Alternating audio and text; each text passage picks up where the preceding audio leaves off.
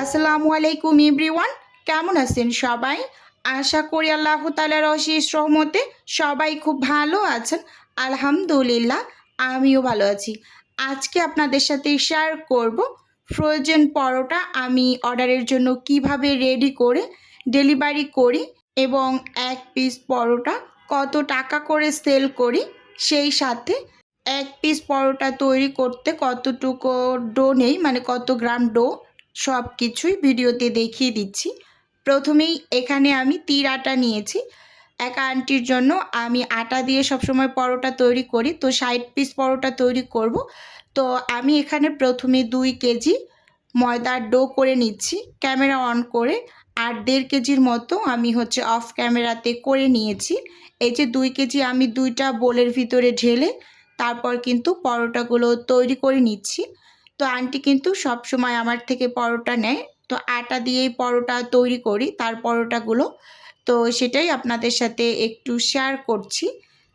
দেখতেই পাচ্ছেন আমি 2টা বোলের ভিতরে ঢেলে তারপর একসাথে মথে নেব, কারণ একসাথে যদি আমি এতগুলো ময়দার কাইটা রেডি করি তাহলে কিন্তু খুব পারফেক্টলি রেডি করতে পারবো না, মানে মেজারমেন্টের অনুযায়ী লবণ, চিনি, দুধ এগুলো ঠিকঠাক মতো দিতে পারবো না। তো প্রথমে এখানে আমি লবণ দিয়েছি, সামান্য একটু চিনি দিলাম এবং সেই সাথে গুঁড়ো দুধ অ্যাড করে দিলাম, 1/3 কাপের থেকে একটু বেশি হবে।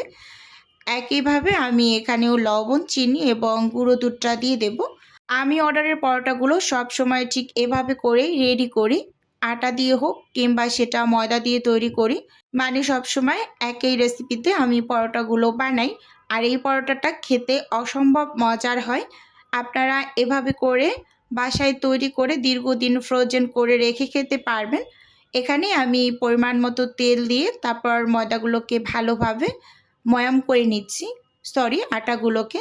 যাই হোক, তো দেখতেই পাচ্ছেন, আর ময়ামটা একটু ভালোভাবে করে নিতে হবে, মানে আটার সাথে, যাতে করে তেলটা খুব ভালোভাবে মিশে যায়, এরকম করে আর কি। তো দেখতেই পাচ্ছেন আমি ঘষে ঘষে কিন্তু এই যে খুব সুন্দরভাবে ময়দাগুলোকে ময়াম করে নিচ্ছি। আচ্ছা, যাই হোক, এখানে আমি ডোটা রেডি করতে করতে আপনাদের সাথে একটু কথা শেয়ার করছি। অনেকেই আমাকে হোয়াটসঅ্যাপে কল করে ইনস্ট্যান্ট ডেলিভারি চান, যে আপু আমাদের পরোটা ইনস্ট্যান্ট দেন বা অন্য অন্য নাস্তা আইটেম মানে অর্ডার করার সাথে সাথে যেন ডেলিভারি দেই, এইরকম। আসলে আমি এভাবে মানে রেডি করে ফ্রিজে ফ্রোজেন করি না, আমি অর্ডার পাওয়ার পরে কাজ করে ডেলিভারি দিয়ে থাকি। কারণ আপনারা একটা জিনিস সবসময় চিন্তা করবেন যে মানে ফ্রোজেন খাবার কিন্তু অ্যাভেলেবেল সব ধরনের সুপার শপগুলোতেই থাকে। তো আমি চাই না যে ওইরকম করে ফ্রোজেন করে অনেক খাবার বাসায় রেখে দিই। তা আমার কথা, আমি অর্ডার কনফার্ম করার পরে খাবার রেডি করে তারপর ডেলিভারি দিয়ে দেই। তো আজকে একটু ভিডিওতে ক্লিয়ার করে বলে দিলাম। এখানে আমি এই যে 2 কেজি ডো একসাথে কিন্তু পরে মিশিয়ে এই যে ডো করে নিয়েছি। প্রায় 2 ঘন্টার মতো রেস্টে রেখেছি। এবার আমি ছোট ছোট করে লেচি কেটে নেব একটা মেজারমেন্ট কাপ দিয়ে।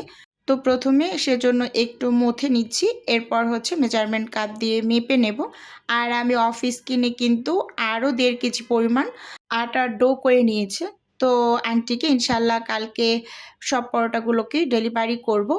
তো এখানে দেখুন ভালোভাবে একটু মথে নিয়েছি। এবার আমি এখান থেকে এই যে 1/3 কাপের যে কাপটা আছে, এই কাপটা দিয়ে মেপে মেপে তারপর কিন্তু সব লেচিগুলোকে বের করে নেব এরকম। তো আমি সবসময় 1/3 কাপটা দিয়েই মেপে নিই। আজকে আপনাদের আমি মেজারমেন্ট স্কেল দিয়ে একটু দেখিয়ে দেব যে আসলে এই 1/3 কাপ দিয়ে যে আমি ডোটা নিই, তার মানে এই একটা ডোতে, মানে একটা পরোটাতে কত গ্রাম করে থাকে, এটা আজকে একটু দেখিয়ে দেব। মানে এই কোশ্চেনটা আমার ম্যাক্সিমাম পরোটার রেসিপি শেয়ার করলে তো আপুরা শুধু জানতে চান যে আপু এই যে এক পিস মানে লেচিতে কতটুকু মানে ওয়েট থাকে, মানে কতটুকু করে থাকে গ্রাম হিসেবে, গ্রামই তো থাকবে তাই না? তো আজকে এর জন্য আমি একটু দেখিয়ে দেব ভাবছি। তো এখানে আমি সবগুলোকে এরকম 1/3 কাপের কাপটা দিয়ে মেপে নিয়েছি।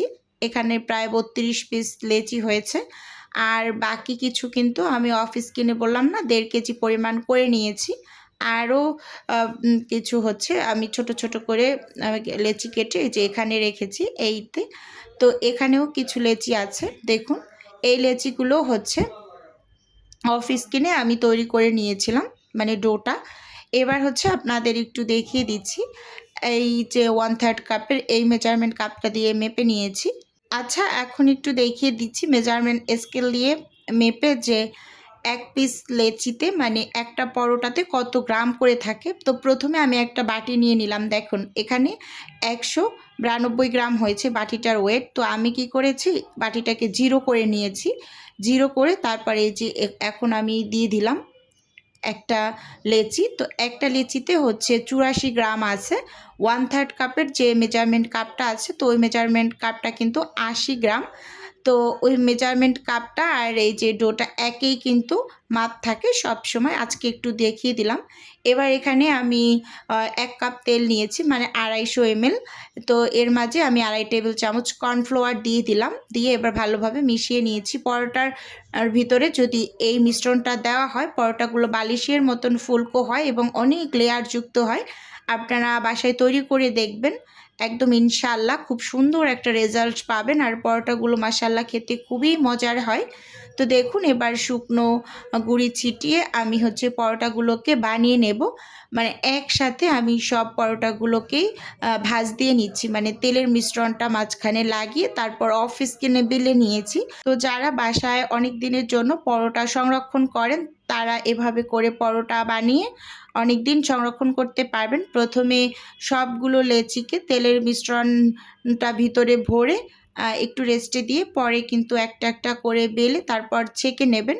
এভাবে করে আপনি যদি পরোটা তৈরি করেন, একদম অনেক কম সময়ের ভিতরে অনেকগুলো পরোটা বানিয়ে নিতে পারবেন। তো ভিডিওর এই পর্যায়ে ছোট্ট করে নিজের বিজনেসের একটু প্রচার করছি। আপনারা তো অনেকে জানেন আমার ছোট্ট একটা ফ্রোজেন আইটেমের বিজনেস আছে। যদি কেউ কোনো টাইপের ফ্রোজেন খাবার অর্ডার করতে চান, তাহলে স্ক্রিনে দেওয়া হোয়াটসঅ্যাপ নাম্বারে নক দিলেই কিন্তু আমি A to Z বলে দেব। আর যদি কেউ অর্ডারটি সরাসরি কনফার্ম করতে চান, তাহলে স্ক্রিনে দেওয়া হোয়াটসঅ্যাপ নাম্বারে সরাসরি কল করে অর্ডারটি কনফার্ম করতে পারেন।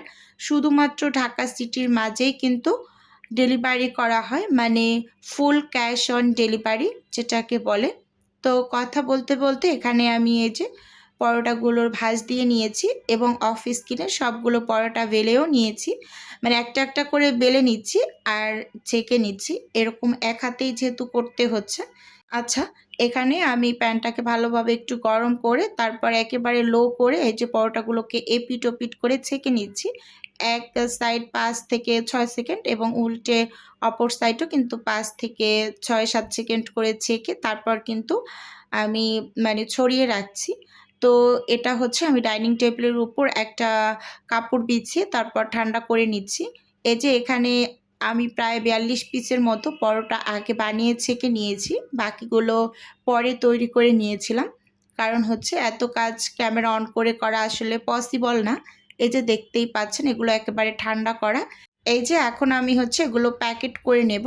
প্রথমে একটা পলি পেপার দিয়ে দিলাম, তার উপর আরেকটা পলি পেপার, এরকম করে একটার উপর একটা পলি পেপার দিয়ে আমি হচ্ছে সবগুলো পরোটাই মানে রেডি করে নেব। তারপর ফ্রোজেন করে ইনশাল্লাহ আগামীকালকে ডেলিভারিটা করে দেব।